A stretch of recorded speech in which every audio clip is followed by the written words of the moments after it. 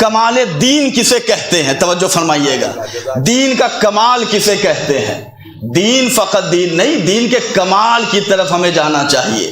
تو شاہ خراسان غریب طوس کہ جس کی زیارت جنت کی ضمانت ہے، کہ جو اپنے چاہنے والوں کو وہاں ملنے آتا ہے کہ جہاں کوئی کسی کے ساتھ نہیں رہتا۔ وہ امام بیان کرتے ہیں، عزائے فاطمیہ کی مجالس ہیں، ان مجالس میں معرفت صدیقہ طاہرہ، ان مجالس میں زیادہ سے زیادہ اہل بیت علیہ السلام کی جہاں ولایت بیان ہو، وہیں یہ بھی بتایا جائے کہ نگیٹو اور پوزیٹیو میں فرق کیا ہے۔ توجہ فرمائیے، شاہ خراسان بیان کر کمال دین کسے کہتے ہیں، دین کا اصل کیا ہے۔ ہم اور آپ اسلام کو مانتے ہیں تو دین کا اصل، دین کا نچوڑ، دین کا خلاصہ، دین کی جو اصل طاقت ہے وہ کیا ہے؟ کمال دین کسے کہتے ہیں؟ پوچھا گیا امام رضا علیہ السلام کی بارگاہ میں، اللہم صلی علی کہ مولا دین کا کمال کیا ہے؟ ما ہوا کمال الدین، دین کے کمال کا کیا نام ہے؟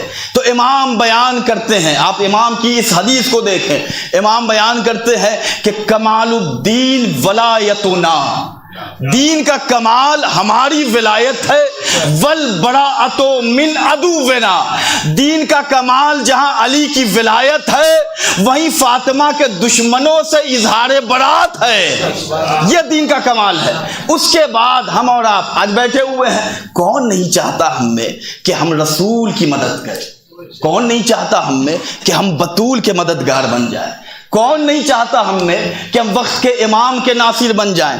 دیکھیے ایک بات ہمیشہ یاد رکھیے گا کہ زندگی سے اگر انصاف کرنا چاہتے ہیں تو وقت کے امام کے وفادار بن جائیں، ساری پرابلم سالو، سارا مسئلہ حل۔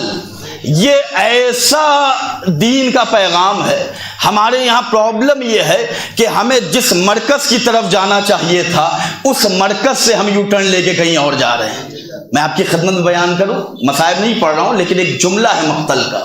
شہزادی نے وقت شہادت، صدیقہ طاہرہ نے وقت شہادت، آخری وقت ہے جب شہزادی پر ظلم و ستم ہوا تو شہزادی نے کسے یاد کیا تھا؟ شہزادی یاد کر رہی تھی اس بیٹے کو کہ جو ابھی تھا موجود نہیں لیکن آنے والا ہے۔ تو عزیزو صدیوں پہلے جس کے آنے کا انتظار فاطمہ کر کے جا رہی ہیں، اس کے انتظار سے اگر ہم دور ہیں، اس کی معرفت سے ہم دور ہیں، تو نہ عزائے فاطمیہ کے ہم قریب آ سکتے، نہ ہم مولا کی ولایت کے اصل جو مفہوم دین ہے۔ ہم اپنے آپ کو ناصر امام بنا لے، ہم اپنے آپ کو امام کا غلام بنا لے، یہ وہ غلامی ہے کہ جس کے بعد کسی بادشاہت کی ضرورت نہیں ہوگی۔ میں مثال پیش کر رہا ہوں، ہمارے معاشرے میں اگر کسی کو کہہ دیا جا بھیا بڑے غلام کی طرح نظر آ رہے ہو، ارے نوکر ادھر چلا، ارے غلام ادھر چلا، تو فوراً برا مان جائے گا، کہے گا کہ بھائی کیا تمہارا انداز گفتگو ہے، کیا انداز سخن ہے، تمہارا لہجہ صحیح نہیں ہے، کیا ادب و آداب، تعلیم یافتہ نہیں ہو، ایجوکیٹڈ نہیں ہو، بات کرنے کا سلیقہ نہیں ہے، ایسے کہیں بات کیا جاتا ہے، تم نے میرا نیم پلیٹ نہیں دیکھا، میں نے اتنی ڈگریاں حاصل کی ہیں، میں معاشرے کا اتنا برگزیدہ انسان ہوں۔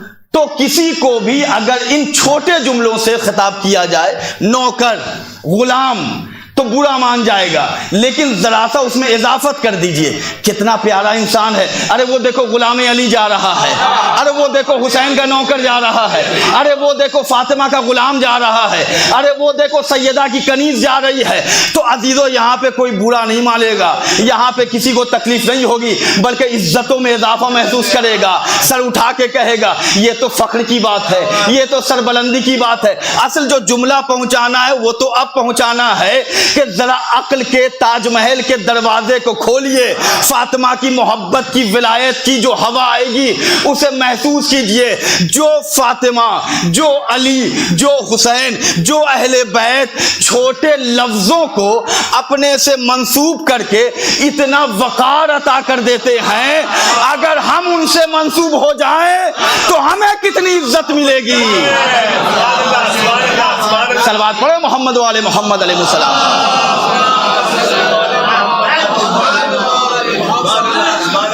تو ہمارے زندگی کا اصل محور اہل بیت ہے۔ ان کے علاوہ اہل بیت علیہ السلام قرآن، اہل بیت آل محمد